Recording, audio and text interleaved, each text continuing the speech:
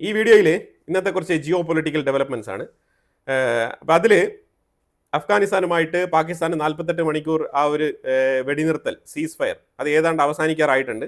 അപ്പോൾ വീണ്ടും അതിരൂക്ഷമായ നിലയിൽ അങ്ങോട്ടും ഇങ്ങോട്ടും ആക്രമണങ്ങൾ നടക്കുകയാണ്. തികച്ചും ഈ പ്രോക്സി വാർ എന്നുള്ളതിലുപരിയായിട്ട് പാകിസ്ഥാൻ്റെ ഉള്ളിൽ നിരവധി സ്ഥലങ്ങളിൽ, പ്രത്യേകിച്ച് 3 സ്ഥലങ്ങളിൽ പൊട്ടിത്തെറി ഉണ്ടായിട്ടുണ്ട്. നിരവധി പേർക്ക് പരിക്കേറ്റിട്ടുണ്ട്. ഏതാണ്ട് പാകിസ്ഥാൻ്റെ ഉള്ളിൽ നടക്കുന്ന ലോക്കൽ കലാപത്തിൽ അവിടുത്തെ TLP പാർട്ടി നയിക്കുന്ന ആ ഒരു ഇന്റർണൽ കലാപം, ആ ഒരു ലഹളയിൽ ഏതാണ്ട് 1000-ലധികം ആൾക്കാർ കൊല്ലപ്പെട്ടു എന്നുള്ള വാർത്ത വരുന്നുണ്ട്. അത് ഭയങ്കര ഡേഞ്ചർ ആയിട്ടുള്ള ഒരു അവസ്ഥയിലേക്ക് പൊയ്ക്കൊണ്ടിരിക്കുകയാണ് പാകിസ്ഥാൻ. പക്ഷേ ഇന്റർനെറ്റും കാര്യങ്ങളെല്ലാം സീസ് ചെയ്ത് വെച്ചുകൊണ്ട് പാകിസ്ഥാന്റെ ഉള്ളിലുള്ള വാർത്തകൾ പുറത്തു വരാത്ത രീതിയിൽ തടഞ്ഞു നിർത്താൻ ശ്രമിക്കുകയാണ് പാകിസ്ഥാൻ. ഗ്ലോബൽ എയർ പവർ റാങ്കിങ്ങിൽ ഇന്ത്യ 3-ാം സ്ഥാനത്തേക്ക്, ചൈനയെ മറികടന്നുകൊണ്ട് 3-ാം സ്ഥാനത്തേക്ക് എത്തിപ്പെട്ടിരിക്കുകയാണ്. ഗ്ലോബൽ എയർ പവർ റാങ്കിങ്ങിൽ world directory of modern military aircraft, ഇവരാണ് ഈ ഒരു പൊസിഷൻ ഇന്ത്യക്ക് കൊടുത്തിരിക്കുന്നത്. ലോകത്തിലെ തന്നെ 3-ാമത്തെ റാങ്കിങ് ആയിട്ട് ഇന്ത്യയെ അംഗീകരിച്ചുകൊണ്ട്, ഇന്ത്യൻ എയർഫോഴ്സിനെ അംഗീകരിച്ചുകൊണ്ടുള്ള വാർത്തയാണിത്. വളരെയധികം ഇന്ത്യക്ക് അഭിമാനം നൽകുന്ന ഒരു വാർത്തയാണിത്. ചൈന 4-ാം സ്ഥാനത്തേക്ക് താഴ്ന്നിരിക്കുന്നു. MKU ലിമിറ്റഡ് അതേപോലെ മെഡ്ബിറ്റ് ടെക്നോളജീസ് എന്ന് പറഞ്ഞ 2 കമ്പനികൾ ചേർന്ന് ജോയിന്റ് വെഞ്ചർ, ഒരു ജോയിന്റ് പ്രോഗ്രാമാണിത്. 659 കോടി ബഡ്ജറ്റിലാണ് ഈ ഒരു പ്രോജക്റ്റ്. ഇത് എന്തിന്റെ പ്രോജക്റ്റ് ആണെന്ന് പറഞ്ഞാൽ 6716 എന്ന് പറഞ്ഞ ആ ഒരു തോക്ക് നിർമ്മാണത്തിന് വേണ്ടിയിട്ടാണ്. 6716 തോക്ക് നിർമ്മാണത്തിന് വേണ്ടിയിട്ട് ഇന്ത്യൻ ഗവൺമെന്റ് ഈ 2 കമ്പനികളെ ഏൽപ്പിച്ചിട്ടുണ്ട്. അതിന്റെ ബഡ്ജറ്റ് 659 കോടിയാണ്.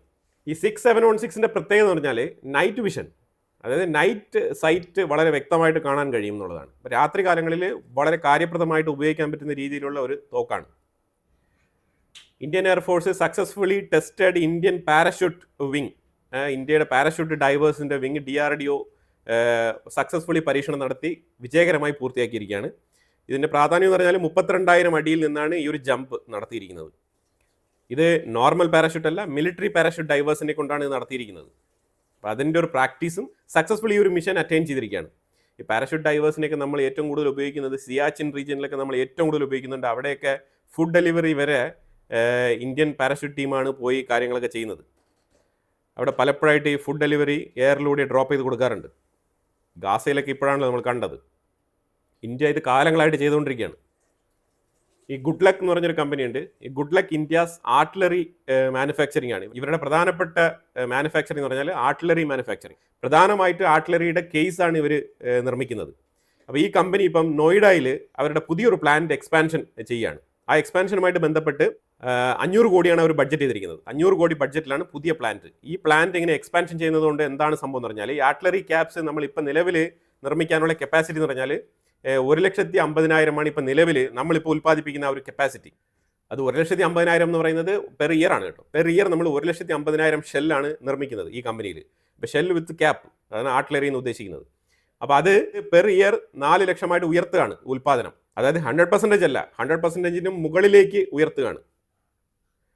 ചുരുക്കി പറഞ്ഞാൽ ഒരു 150% കപ്പാസിറ്റി വർദ്ധിപ്പിക്കുകയാണ്. അപ്പോൾ അതാണ് ഇപ്പോൾ ചെയ്തുകൊണ്ടിരിക്കുന്നത്. അപ്പോൾ ആ പ്രോജക്റ്റുമായിട്ട് ബന്ധപ്പെട്ടാണ് 500 കോടി ബഡ്ജറ്റ് മാറ്റി വെച്ചിട്ട് ഈ ഗുഡ് ലക്ക് എന്ന് പറഞ്ഞ കമ്പനി നോയിഡയിൽ അവരുടെ പ്ലാന്റ് എക്സ്പാൻഷൻ നടത്തിക്കൊണ്ടിരിക്കുന്നത്. പിന്നെ ഇന്ത്യയുടെ ഡ്രോൺ ഡെവലപ്മെന്റിന്റെ ഭാഗമായിട്ട് IG ഡ്രോൺസ് എന്ന് പറഞ്ഞൊരു കമ്പനിയുണ്ട്. ഈ IG ഡ്രോൺ അവരുടെ ഫസ്റ്റ് ഡെലിവറി നടത്തിയിരിക്കുകയാണ് ഇന്ത്യൻ ആർമിക്ക്. ഇത് മാസങ്ങൾക്ക് മുമ്പ് തന്നെ ഇതിന്റെ പ്രോട്ടോടൈപ്പ് ഒക്കെ നിർമ്മിച്ച് പരീക്ഷണമൊക്കെ പൂർത്തിയാക്കിയതാണ്. അപ്പോൾ അതിന്റെ ബേസിൽ ഇപ്പോൾ അതിന്റെ ഫസ്റ്റ് ബാച്ച് ഡെലിവറി ചെയ്തിരിക്കുകയാണ് ഇന്ത്യൻ ആർമിക്ക്. ഇതൊരു മികച്ച അച്ചീവ്മെന്റ് ആണെന്നാണ് ഇന്ത്യൻ ആർമി വിലയിരുത്തുന്നത്. ഫ്രാൻസ് ബേസ്ഡ് കമ്പനി ആയിട്ടുള്ള CMA CGM എന്ന് പറഞ്ഞ കമ്പനി, ഈ കമ്പനി കൊച്ചിൻ ഷിപ്പ്യാർഡുമായിട്ട് ഒരു കോൺട്രാക്ട് സൈൻ ചെയ്തിരിക്കുകയാണ്. $300 മില്യൺ വർത്ത് വരുന്ന ഒരു കരാറാണ്. $300 മില്യൺ നമ്മുടെ കൊച്ചിൻ ഷിപ്പ്യാർഡിലേക്കാണ് വരുന്നത്. ഈ കോൺട്രാക്ട് എന്തിനു വേണ്ടിയിട്ടാന്ന് പറഞ്ഞാൽ 6 കണ്ടെയ്നർ ഷിപ്പ് പണിയാൻ വേണ്ടിയിട്ടാണ്. 6 കണ്ടെയ്നർ LNG കണ്ടെയ്നർ ഷിപ്പ് പണിയാൻ വേണ്ടിയിട്ടാണ്. അതായത് LNG എന്ന് പറഞ്ഞാൽ അറിയാമല്ലോ, ഗ്യാസ് ട്രാൻസ്പോർട്ടേഷൻ നടത്താൻ വേണ്ടിയിട്ടുള്ള ടാങ്കർ ഷിപ്പുകളാണ് പണിയുന്നത്. 6 എണ്ണമാണ് പണിയുന്നത്. 6 എണ്ണം പണിയാനുള്ള ഒരു കോൺട്രാക്റ്റാണ് കൊച്ചിൻ ഷിപ്പ്യാർഡിന് കിട്ടിയിരിക്കുന്നത്. ഫ്രഞ്ച് ബേസ്ഡ് കമ്പനിയാണ് ഈ ഒരു കോൺട്രാക്ട് കൊടുത്തിരിക്കുന്നത്. ഏത് ഭാഗങ്ങളിൽ നിന്നൊക്കെ ഇന്ത്യക്കുള്ളിലേക്ക് ഇൻവെസ്റ്റ്മെന്റുകൾ വരുന്നു എന്നുള്ളതാണ് നമ്മൾ മനസ്സിലാക്കേണ്ടത്. അതായത് ഇന്ത്യ എന്ന് പറയുമ്പോഴത്തേക്കും അമേരിക്കയുമായിട്ട് ചെയ്യുന്ന വ്യാപാര ബന്ധം മാത്രമാണെന്നൊക്കെ വിചാരിച്ചുകൊണ്ടിരിക്കുന്ന ആൾക്കാരൊക്കെ ഉണ്ട്. അവർക്കൊക്കെ ഇത് വളരെ ഉപകാരപ്രദമാണ്. ഇന്ത്യ ഏതൊക്കെ മേഖലകളിൽ എങ്ങനെയൊക്കെയാണ് ഡെവലപ്മെന്റ് കൊണ്ടുവരുന്നത് എന്നുള്ളത്. അതുപോലെ സ്വിറ്റ്സർലാൻഡിന് അറിയാമല്ലോ, സ്വിറ്റ്സർലാൻഡ് 39% താരിഫ് ഭീഷണി നേരിടുന്ന രാജ്യമാണ് അമേരിക്ക എടുത്തുന്നത്. അപ്പോൾ സ്വിറ്റ്സർലാൻഡ് ഇപ്പോൾ ഇന്ത്യയുമായിട്ട് സഹകരിച്ച് പ്രവർത്തിക്കുന്നുണ്ട്.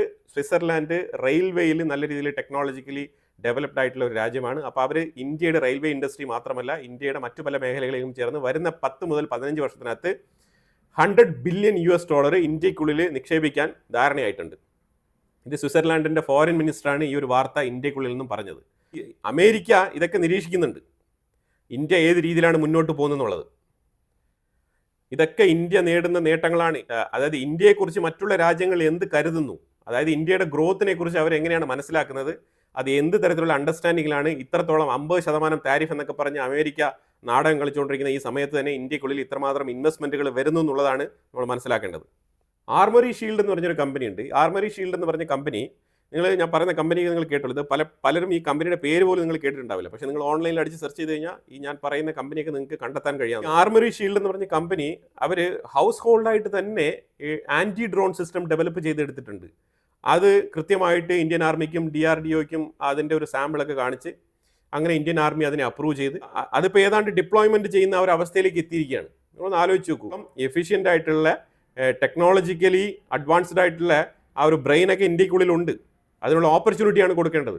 അപ്പോൾ ഇത് ശരിക്കും പറഞ്ഞാൽ ഇന്ത്യൻ ഗവൺമെൻറ് ഇപ്പം ഈ DRDO ശരിക്കും ഈ ഒരു SME സെക്ടറിൽ ഇങ്ങനെ ഒരു ഓപ്പൺ ഡോർ പോളിസി വെച്ചിരിക്കുന്നത് വളരെ നല്ലതാണ്.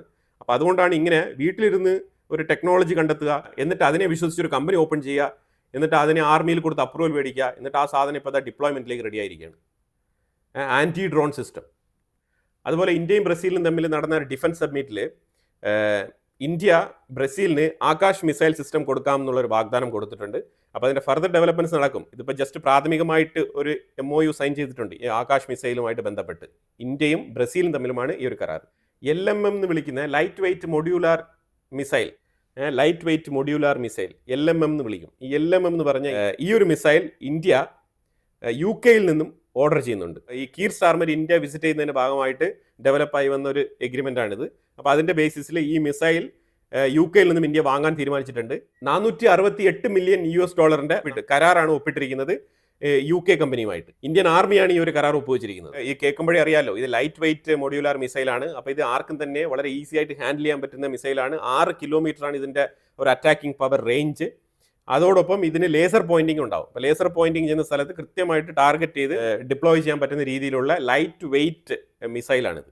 അതായത് ഇപ്പോൾ UK-യിൽ നിന്നൊക്കെ ഒരു മിസൈൽ വാങ്ങി ഇന്ത്യക്കുള്ളിൽ അതിനെ ആർട്ടിക്കുലേറ്റ് ചെയ്ത് ഉപയോഗിക്കാൻ പറ്റുന്ന രീതിയിലുള്ള മാച്ചിങ് ഡിവൈസസ് നമ്മളെടുത്തില്ല, അത് ഒപ്പിച്ച് തരാൻ UK-ക്കും സാധിക്കില്ല. അപ്പോൾ അതുകൊണ്ട് UK-യുമായിട്ടൊരു ബെറ്റർ ഡീലിന് വേണ്ടിയിട്ട് നമ്മൾ ഓപ്ഷണലായിട്ട് ഉപയോഗിച്ചത്. ഇതൊക്കെ ഇന്ത്യ പാകിസ്ഥാൻ ബോർഡറിൽ നമുക്ക് വളരെ എളുപ്പത്തിൽ ഉപയോഗിക്കാൻ പറ്റുന്ന സാധനങ്ങളാണ്. അതുപോലെ കശ്മീർ മേഖലയിലും നമുക്ക് തീവ്രവാദ സങ്കേതങ്ങളൊക്കെ കണ്ടു കഴിഞ്ഞാൽ അതിനെയൊക്കെ ടാർഗറ്റ് ചെയ്ത് നമുക്ക് വളരെ ഈസി ആയിട്ട് ഡിപ്ലോയ് ചെയ്യാൻ പറ്റുന്ന തരത്തിലുള്ള ലൈറ്റ് വെയ്റ്റ് മിസൈലാണ്. അതുകൊണ്ടാണ് ഇന്ത്യ ഇത് ഓർഡർ ചെയ്തത്. ഇന്ത്യക്ക് ഇത് ആവശ്യമുണ്ട്, ഇതിൽ ആവശ്യമില്ലാതെ ഓർഡർ ചെയ്തതല്ല. അപ്പോൾ ഇങ്ങനത്തെ ചില ഡിഫൻസ് അപ്ഡേറ്റുകളാണ് മെയിനായിട്ട് ഈ വീഡിയോയിൽ ഞാൻ ഉൾപ്പെടുത്തിയിരിക്കുന്നത്. പിന്നെ കൂടുതൽ വാർത്തകൾ അറിയാൻ വേണ്ടിയിട്ട് നിങ്ങൾ വാട്സപ്പ് ചാനൽ നിങ്ങളൊന്ന് ഫോളോ ചെയ്യുക. അതിനകത്ത് നമ്മൾ എപ്പോഴും കുറച്ച് ക്വിക്കായിട്ട് തന്നെ ചെറിയ ഷോർട്ട് ന്യൂസുകളൊക്കെ ഷെയർ ചെയ്യുന്നതായിരിക്കും. അപ്പോൾ ഇതിൽ പറഞ്ഞ വിഷയങ്ങളെക്കുറിച്ചുള്ള അഭിപ്രായങ്ങൾ കമൻറ്റ് ബോക്സിൽ രേഖപ്പെടുത്തുക. കൂടുതൽ വാർത്തകളുമായിട്ട് അടുത്ത വീഡിയോയിൽ വരാം. Thank you so much.